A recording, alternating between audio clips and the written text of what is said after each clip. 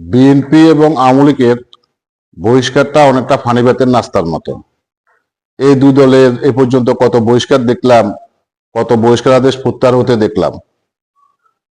এই দুই দল এ পর্যন্ত যত নেতাকর্মীকে দল থেকে বহিষ্কার করছে, বহিষ্কার আদেশ প্রত্যাহার করে নাই এমন নেতাকর্মীর সংখ্যা খুবই কম।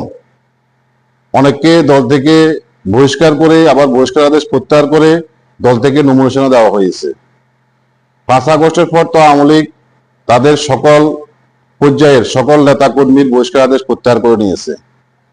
বিএনপিও 5 আগস্টের পরে বিভিন্ন অভিযোগে তাদের যে সমস্ত নেতাকর্মীকে দল থেকে বহিষ্কার করেছে তাদের অনেকের বহিষ্কার আদেশ প্রত্যাহার হতে আমরা দেখেছি। এখন সামনে জাতীয় নির্বাচনকে কেন্দ্র করে বিএনপি তাদের বিদ্রোহী প্রার্থীদেরকে দল থেকে বহিষ্কার করেছে। বিএনপির প্রায় 50টার মতো আসনে বিদ্রোহী প্রার্থী আছে এবং তাদের মধ্যে বেশিরভাগই হেভিওয়েট ক্যান্ডিডেট। তাদের অনেকের জয়ের সম্ভাবনা অনেক বেশি।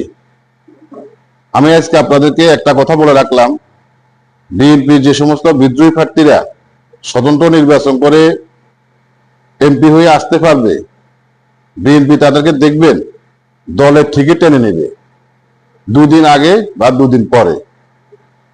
আর যদি স্বতন্ত্র এমপিদের ভাগ্য ভালো হয় আর বিএনপির যদি ভাগ্য খারাপ হয়, কোনো কারণে যদি বিএনপি একক সংখ্যাগরিষ্ঠতা না পায়, তাহলে এ সমস্ত স্বতন্ত্র এমপিদের দাম হয়ে যাবে তোলা তোলা। মন্ত্রী দিয়ে অনেককে দলে আনার চেষ্টা করবে বিএনপি। জামাতও যদি একই সিচুয়েশনে পড়ে, তাহলে জামাতও চেষ্টা করবে এই সমস্ত স্বতন্ত্র এমপিদেরকে তাদের দলে আনার জন্য। তখন দেখবেন দলীয় এমপি চাইতেও এই সমস্ত স্বতন্ত্র এমপিদের মূল্যায়ন অনেক বেশি হবে, গুরুত্ব অনেক বেড়ে যাবে। একজন জনপ্রিয় নেতাকে বহিষ্কার করে দল থেকে বিচ্ছিন্ন করতে পারবে, কিন্তু জনগণ থেকে কখনো বিচ্ছিন্ন করতে পারবেন না। যদি তাই হতো তাহলে প্রতিটা জাতীয় সংসদ নির্বাচনে এতজন স্বতন্ত্র প্রার্থী জয়লাভ করতো না।